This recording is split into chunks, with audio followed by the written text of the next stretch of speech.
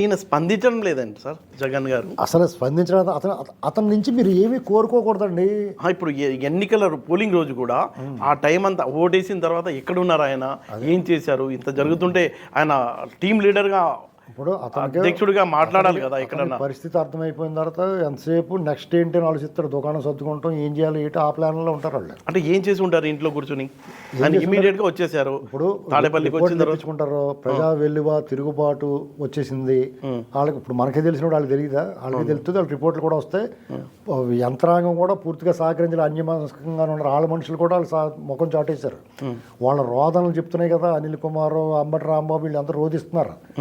రోజా గారు, సజ్జరామకృష్ణారెడ్డి ఒక రకంగా రామ్ గోపాల్ సినిమాలో దెయ్యాలు రోధించినట్టు రోధిస్తున్నారు. మా పని అయిపోయింది, మాకు ఎవరు సహకరించలేదు. అసలు ఇలాంటి అరాచకాలు, యాంటీ సోషల్ ఎలిమెంట్స్ చేసి పనులన్నీ చేయడానికి బ్రాండ్ అంబాసిడర్లు వాళ్ళు.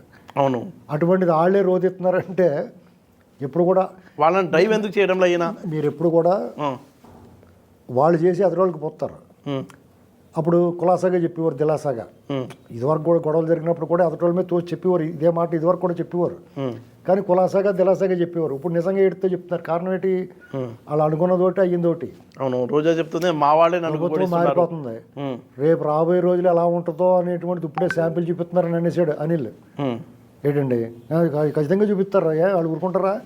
మీరు చేయగలిగింది వాళ్ళు చేయలేరా? మీకన్నా తెలుగుగా చేస్తారు. మీకన్నా బుర్ర తక్కువ కాబట్టి మీరు సరిగ్గా చేయలేకపోరా. వాళ్ళు ఇంకా బాగా చేస్తారు. స్మార్ట్ వర్క్ ఏంటండి. ఏమైనా ఈయన లండన్ వెళ్తున్నాడు. ఈయన లండన్ వెళ్తే ప్రమాదం.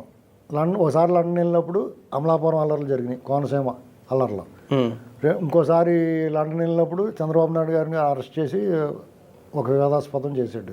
ఇప్పుడు లండన్ వెళ్ళాడంటే ఫైల్స్ మాయం చేసేయటం, తగలబెట్టేయటం, ఈ ఈవీఎంలను ధ్వంసం చేయటం, ఇలాంటి ప్లాన్ వేసి ఉంటాడు. దానికి లీడ్ సీన్లే ఇవన్నీ. అయితే తెలుగుదేశం శ్రేణులు త్రిప్పి కొడుతున్నారు. ఇది వరకు కడతలేక కొడితే కొట్టించుకోరు, గెలితే గెలించుకోరు, తిరిగి కొట్టేస్తున్నారు. వాళ్ళే పారిపోతున్నారు. ఇప్పుడు రాత్రి ఎప్పుడు అఖిల ప్రియ ఇంటి దగ్గర వాళ్ళ పర్సనల్ సెక్రటరీ వాళ్ళ ముఖ్య అనుచరుడి మీద వాళ్ళ కారు ఇచ్చి గుద్దేశారు. అవును, చూసారా మీరు అదృశ్యం? మరి ఇలాంటివన్నీ చేస్తుంటే రేపు పొద్దున్న తెలుగుదేశం వాళ్ళ నుంచి వీళ్ళు ఎవరు కాపాడతారు వీళ్ళని? అవును, అవసరమా అది? రేపు గవర్నమెంట్ భారత్ని జగన్ మళ్ళీ వస్తాడని కూడా ఏ బుద్ధి ఉన్నవాడు ఎవడో చెప్పడం. బుద్ధిహీనులు మాత్రమే చెప్తారు. కొంతమంది చెప్తారు రాయమండ్రి నుంచి ఒకడు సన్యాసం స్వీకరించానని రాజశేఖర్ పేతాత్మ ఒకటి చెప్తుంది.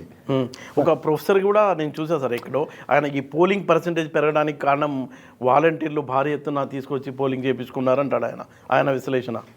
ఏమండి, వాలంటీర్లు చేయట్టుకు వచ్చి తీసుకొస్తాం, ఎక్కడ ఏ దృశ్యానికి కంటపడలేదు. ఏమండి, వాళ్ళు అసలు లేకుండా ఎందుకుంటారు? వాళ్ళు ఉంటారు. అవును, కానీ వాళ్ళ నుంచి తరబడి వచ్చి వేసుకున్నారు ఓట్లు, వాళ్ళు కనపడలేదా?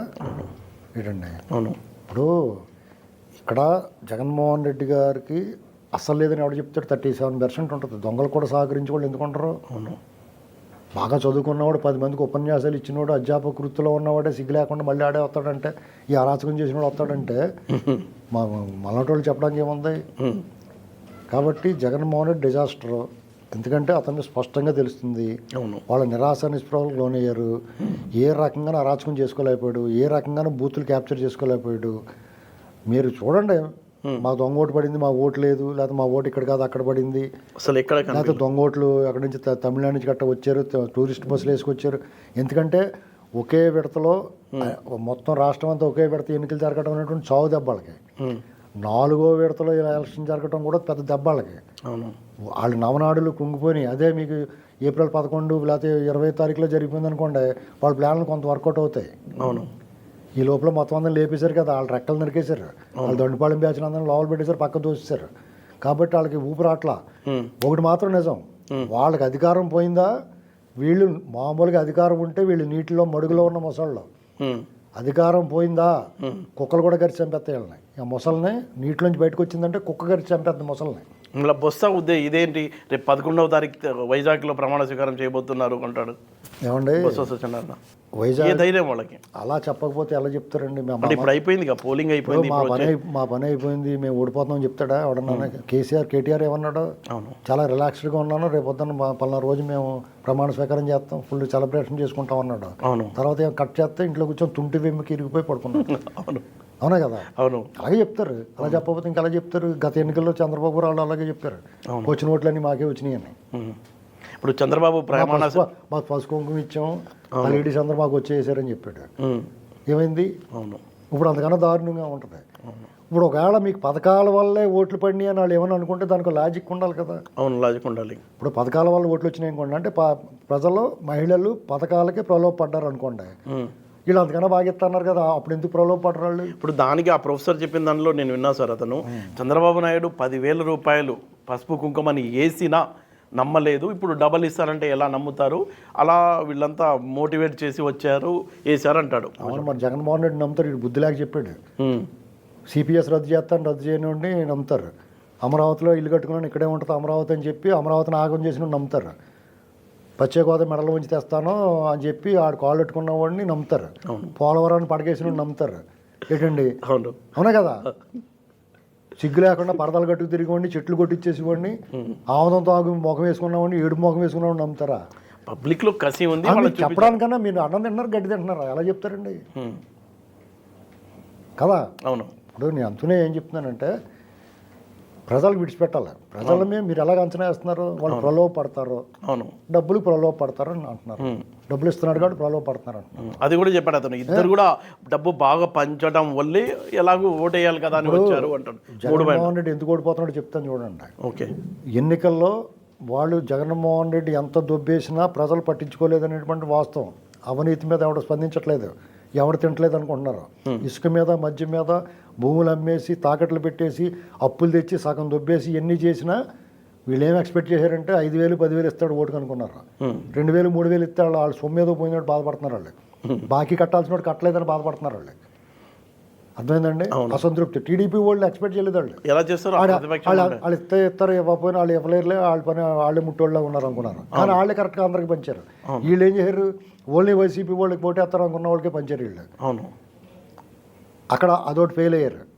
2 పెన్షన్లో చంద్రబాబు నాయుడు గారు 4,000 చేస్తున్నాడు. అవును, మళ్ళీ ఏప్రిల్ మే జూన్ 3,000 కలిపి 7,000 జూలై ఒకటినిస్తున్నారు. అవును.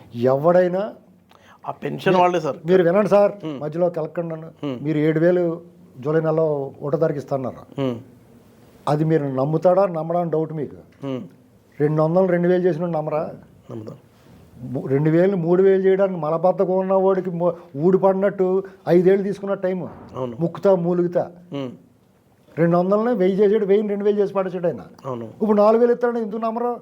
పైగా 7,000 వస్తుంది జూలై 1ని. మీరు ప్రపంచం ఏమైపోయినా తర్వాత ఏమైపోయిన పర్వాలేదు, జూలై 1వ తారీఖు 7,000 వస్తుంది. అవును, తర్వాత ఏమన్నా కానీ అసలైనా ఇస్తాడు కదా, 3,000 అయినా ఇస్తాడు కదా. అవును. పైగా 3 నెలలు తీసుకోకపోయినా ఒకేసారి ఇస్తారు అన్నాడు కదా. ఇది ఒకటి చాలు. పెన్షనర్లు అందరూ కూడా 80% 70% ఇటువైపు మళ్ళీపోతారు. అవును.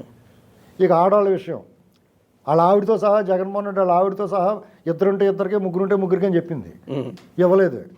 వీళ్ళు ఇస్తా అంటున్నారు కదా, 1,500 చొప్పున 3 ఆడపిల్లలు ఇస్తా ఉంటున్నారు. అవును. వాళ్ళది పోయిందేముందండి నమ్మటానికి? అవును. ఒకసారి చూద్దాం అనుకుంటారు. మీరేమంటున్నారు? ప్రలోభపడి అభివృద్ధి ఏం పట్టించుకోరు, డబ్బులు ఇస్తే వేస్తారు అనుకున్నప్పుడు ఇలా ఇస్తారన్న వాడు ఎందుకు వదులుకోరు? ఈ లాజిక్ లేకుండా కళ్ళు మూసిపోయి మాట్లాడుతున్నారు వీళ్ళు. ఇప్పుడు ప్రజలకు చెప్పినప్పుడు మీరు వాస్తవం చెప్పండి. ప్రజలను మీరు ఎలాగ అంచనా వేసినప్పుడు ఇలా కూడా ప్రలోభపడతారని చెప్పాలి. అది న్యాయం. అవును. అంటే ఇప్పుడు పోలింగ్ అయిపోయింది, ఇక మీరు మళ్ళీ ఆడే వస్తాడని చెప్పి ఎంత గింజుకున్నా కానీ రేపు వద్దని మాలాడు వాళ్ళు నోట్లో పడతారు తప్ప మీరు దానివల్ల ప్రయోజనం ఉండదు. టోల్ అవడమే తప్ప ఎందుకు విశ్వసనీయత కోల్పోతారా? ఇప్పటికే 300 పోయింది. మీరు ఎప్పుడైతే గజ్జి దొంగకి, దండుపాళెం బ్యాచ్కి, బందిపోటు దొంగకి, వీరప్పన్ లాంటి వాడికి సపోర్ట్ చేశారో మీ విలువ పోద్ది. అవును, ఖచ్చితంగా పోద్ది. అవును. దాని బారిన పడతారు అంతే వాళ్ళు.